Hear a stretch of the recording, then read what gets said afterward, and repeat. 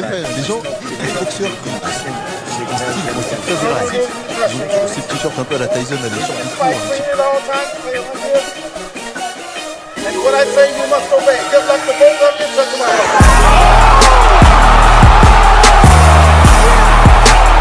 Et là, Maïra, ce sont les deux. Le crochet.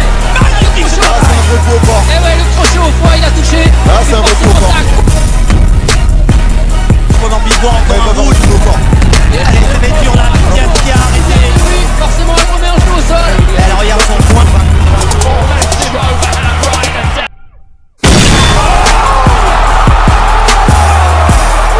Ça va dans tous les sens, la part des deux boxeuses. Et tout ça par du bon point. Elle a touché par du bon point. Elle a du mal, Viviane. Et elle a la tête. Il va à la bouche. Welcome to the motherfucking news, lady. We're covering today's top boxing news. Yes, well, I'm sure that most of you have seen this article, heard some of the quotes associated with it, that Anthony Joshua doesn't feel Wilder punches hard enough to keep Fury down. And at least momentarily, there is some truth to this, that in the fight that Wilder and Fury did have, Wilder hit Fury with his best shot not once, but twice, and floored him. Not once, but twice. And he couldn't keep him down. Fury got up.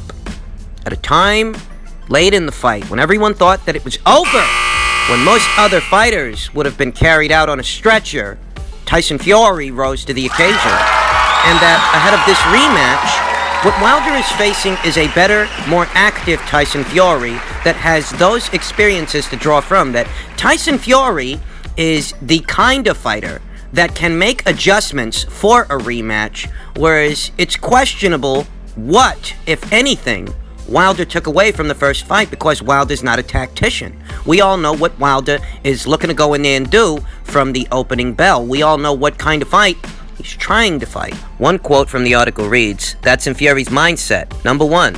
And Wilder didn't land his punches with enough authority to keep him down. Remember, Fury came back from a long break as well, so his body may not have been conditioned to withstand the impact from Wilder's punches. That's why I think this time around, he may be in a better position to get a win." Joshua is betting that Wilder won't knock out Fury. I don't know if Wilder will knock out Fury in 2 rounds. If Wilder came in, knocked him out in 2 rounds, it's really not that kind of party. Fury is elite level, but Wilder, can do that against Brazil. I think Brazil is a lower tier heavyweight, in my humble opinion, that's still progressing, said Joshua. Even when he came up to the top level early in my career, he got beaten up in 7 rounds, Joshua said of Brazil. With Wilder, he did that to him in 1 or 2 rounds. So you can see, I think Fury is a top-tier fighter, and you can't just go in there. You saw the last fight between Wilder and Fury, said Joshua. It took Wilder 12 rounds to get a draw. So they're top-tier fighters, and none of them are going to do it against each other. I don't know, said Joshua when asked how Fury was able to get up after being knocked down by Wilder in the 12th. You're used to those types of punches, said Joshua, explaining his theory on why Fury got up in the 12th. Wilder doesn't punch hard enough to keep Fury down. That's what Fury has to remember. He punches hard, yeah, but he doesn't punch hard enough to keep him down. He put him down, but he didn't keep him down. I want to say that if Wilder can get the job done in the second fight that he didn't get done in the first fight, even we, me and you, his biggest critics, are going to have to give him credit for it. I mean, we are. I wouldn't blow it out of proportion, because that would then mean that this is only the second top-tier fighter, top 10 fighter, that he's ever knocked out, because in all actuality, he's only knocked out one, that one guy being Luis Ortiz, who is in the top 10 at the time that they fought. Those of you may not remember that even though he beat WBC champion Romain Stavern for the WBC title, he didn't knock him out. And we just saw him not that long ago swapping punches with Tyson Fury, and he didn't knock him out either. So if he can get it done in the second fight, he will get the credit, but let's not get ahead of ourselves. Let's not blow it out of proportion. As it stands, Anthony Joshua, by far and wide, has beaten more top 10 fighters, top 10 contenders, and world champions than Deontay Wilder has, and that is simply a matter of fact. But back to the point. Wilder's punching power isn't all it's made out to be. And I discussed this extensively in a previous video back when people were making associations between the knockout artist that Deontay Wilder is and the knockout artist that Mike Tyson was. The differences between those two guys and ultimately what the deciding factors were. I invite you to watch that video. I'll leave the link to it in the description box. Perhaps Deontay Wilder is the biggest puncher in today's heavyweight division? Maybe. I think there may be an argument there. Maybe. But you know, a lot of what's being said ahead of this rematch, in retrospect with what the first fight was, a lot of it is true. That Deontay Wilder will be facing a better Tyson Fury, a more prepared Tyson Fury than what he faced the first time out, because the guy that he faced the first time out was on the rebound and had not fought an elite level fighter in over 2 years. I mean, I think it was 3. Just about, yeah. We know that he tuned up with Sefer Seferi and Francesco Pianeta, but those guys aren't Deontay Wilder by any stretch of the imagination. Those are just, shaking off the cobwebs fights. That's what those fights were. Guys who can't pose very much resistance. Yeah. Here today, Tyson Fury is coming off a bit of an arduous fight with Otto Wallin. He suffered a gruesome cut, but he was able to secure the victory. It's that kind of fight that reminds you that this is the hurt business, that you have to stay sharp. And I just so happen to think that, Fury may be approaching this fight sharper than he did the first time out, the first fight. First time out, you're talking about a guy who hasn't faced a top 10 fight in about 2-3 years. He's been in fat camp for a good duration of time, and he's just looking to get back in the swing of things. I mean, it's for this reason that so many people characterize Tyson Fury post-fight as a cherry gone wrong for Deontay Wilder, because the stage was set for Wilder to knock him out. And he didn't. That this is not the Tyson Fury of 2015 that unseated Vladimir Klitschko. This is Tyson Fury several years later. So his head's on a platter for you to get him out of there. And that's not what Wilder did. This Tyson Fury is a more active Tyson Fury, a more aware Tyson Fury, and a Tyson Fury who can utilize the experiences from the first fight to make the adjustments. I mean, if any one of these two guys is a tactician, it really would be Fury, wouldn't it? Fury's the pure boxer here. He's the defensively minded, hit and not get hit, ambidextrous fighter that can fight out of both the orthodox and southpaw stances. If anybody's a strategist here, it's Fury. If anybody can download the information from the first fight and see about putting it to use to make improvements for the second fight, well, it would be Fury. I think that physically, Fury's physical condition ahead of this rematch is actually better than what it was in the first fight. Physically. Emphasis on physicality. Yeah, I think this is a more physically adept Tyson Fury to this task. I mean, you haven't been in there with a decent fighter in 2 or 3 years, let alone a very big puncher, okay? That was ahead of the first fight.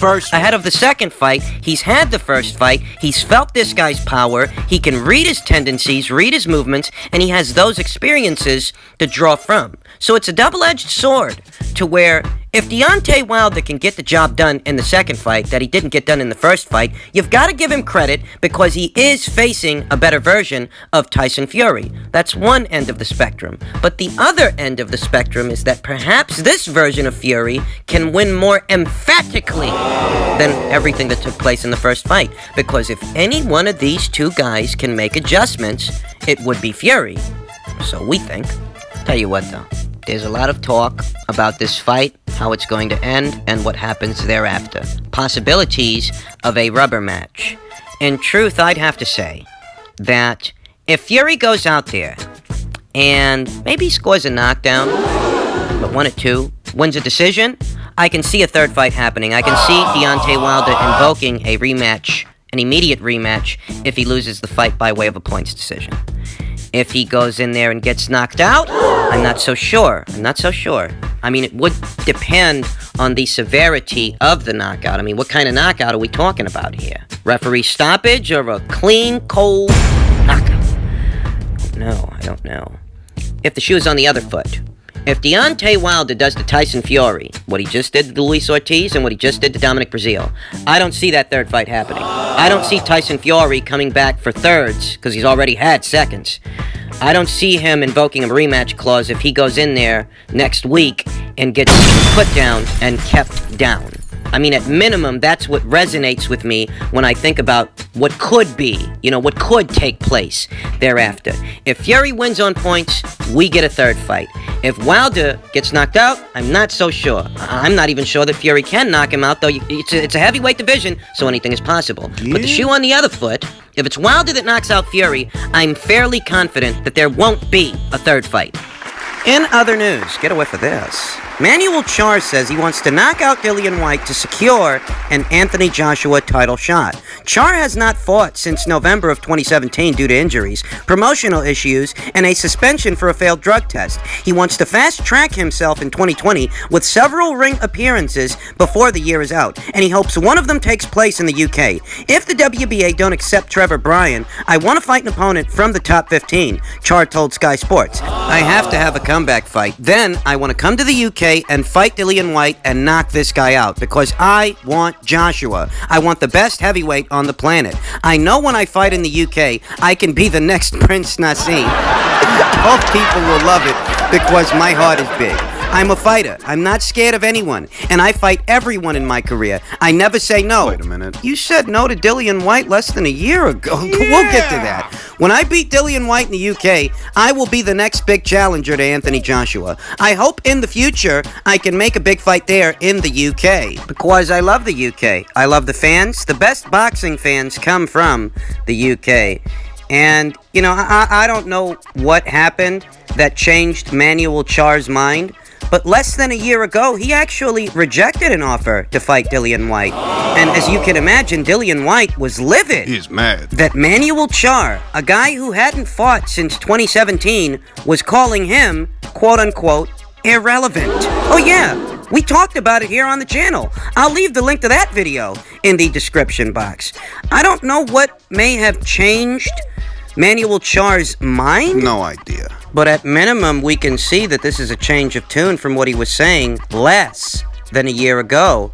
And it's for this reason that I'm not sold. No. I'm not convinced that Manuel Charr is committed to making a Dillian Whyte fight happen. I'm not. I think he knows that there's a lot of money over there to be made in the United Kingdom, and that even a guy like Dillian Whyte, who has a following of his own, is a more lucrative option for Manuel Charr than what else is out there. So he'll use that guy's name. He'll name drop him in hopes to appeal to the fans over there in the United Kingdom, hoping that he can siphon off some of Dillian Whyte's momentum, some of his newfound celebrity, and use it to reintegrate himself into today's heavyweight division. Because I reiterate, Manuel Charr, for the most part, the last couple of years, has been a man who's been out of action, and he needs to get back in the swing of things. You'll notice that Manuel Charr also mentioned the name of Trevor Bryan. For those of you that are not aware, Trevor Bryan is the interim champion, the WBA's interim champion, whereas Manuel Charr, as ridiculous as this might sound,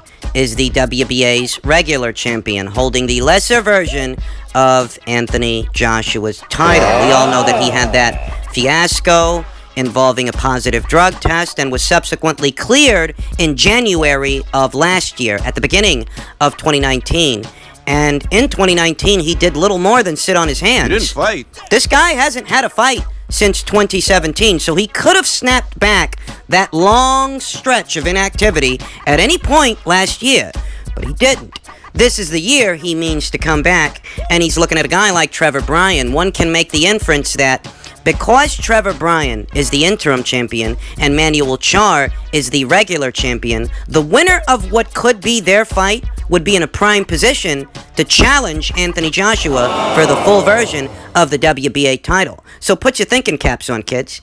If that's the fight that you can use as a segue to challenge the money man of the division, then why would you bother risking it all against Dillian Whyte? Why? I mean, think about it. It doesn't make a lot of sense, right? Right. If all of this is intended to be a path to an Anthony Joshua fight, you wouldn't have to make a pit stop for Dillian Whyte. All you'd really need to do is make your way past Trevor Bryan. I frankly think that if Dillian Whyte's name has even found its way into this conversation, it's because Manuel Charr knows it reflects poorly on him, who hasn't had a fight since 2017, to try to appeal to the UK public, the UK market, having already turned down a fight with Dillian Whyte. I mean, what the fuck makes you think you deserve to fight the likes of an Anthony Joshua when you're sitting around inactive turning down a fight with Dillian Whyte?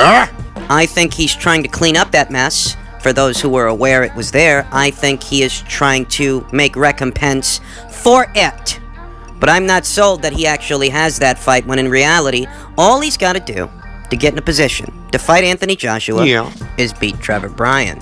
Trevor Bryan, who's been about as active as Manuel Charr's been the last couple of years. Trevor Bryan hasn't had a fight since August of 2018. What? Yeah, that's the last time that guy had a fight. What? Almost 2 years ago. This guy's undefeated, by the way. What? American-born fighter from out of Schenectady, New York. And, I don't know why this guy hasn't had a fight since August of 2018.